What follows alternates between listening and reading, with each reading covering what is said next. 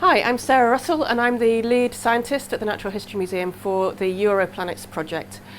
So the contribution of the Natural History Museum to Europlanets is in imaging and in geochemistry and mineralogy of samples. I've got some example samples here. These are lunar and orthositic breccias, which are interesting from a structural point of view as well as a geochemical and mineralogical point of view. So I've come here to our CT labs, what the labs can do. Okay, so these are breccia samples, so they're mixtures of different rock types, and what I would like to see is the physical structure of how the particles come together. I'm interested in the porosity of them and what the diversity of the different class that you can see inside them is. Well, what's great about these samples is we don't actually have to take them outside of their containers. This technique is non-destructive and non-invasive. And it will give you lots of structural information in 3D. What we can do is place the sample inside our CT scanner, and the sample sits on a stage, and the X-rays come from here, and they pass through your sample, and a single X-ray is taken.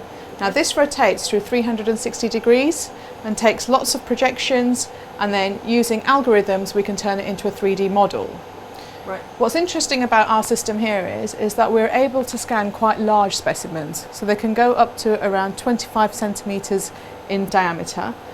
We can also go into approximately 70 centimetres in height, and we can't exceed 10 kilograms on the stage. Right. So if we close this door, so the sample sits in here, and then we switch on the X-rays.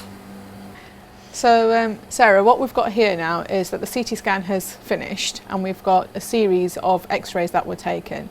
Using various algorithms, we then turn this into the 3D volume that we're going to analyse. And what we require is a range of software to do that. So let's go over to the lab next door and have a look at our data. So one of the things we can do is that we can look at actually cutting the sample in half digitally, and so you can see that here. It looks like it might be veins of the denser material, maybe. Yeah, I mean you can see these are sort of crack networks appearing here. Yeah. And it is an entire network because it is connected. And what we can do is we can actually hover over this and actually start looking through the slices if we want to, by just rolling through the clip planes here. So that shows us all these high density minerals, where they are within our sample and how they're spatially arranged. And that's one of the things that's possible using this kind of software and this kind of technique. We do have a new CT scanner coming, which will allow us to image at 700 nanometer spatial resolution. If you're interested in looking at, say, in any of these minerals in a much higher resolution, or if you're interested in the chemistry, we do have other techniques at the museum that you can use.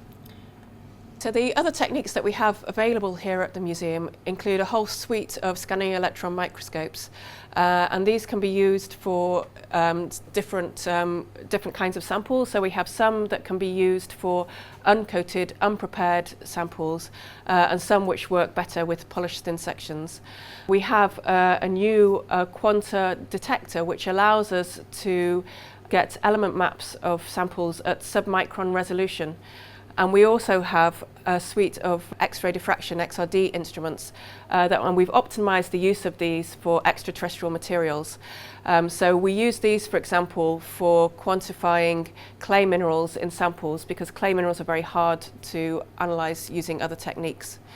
If you're interested in using any of the facilities here at the Natural History Museum, please do apply on the link that's on the screen, and we look forward to seeing you in London soon.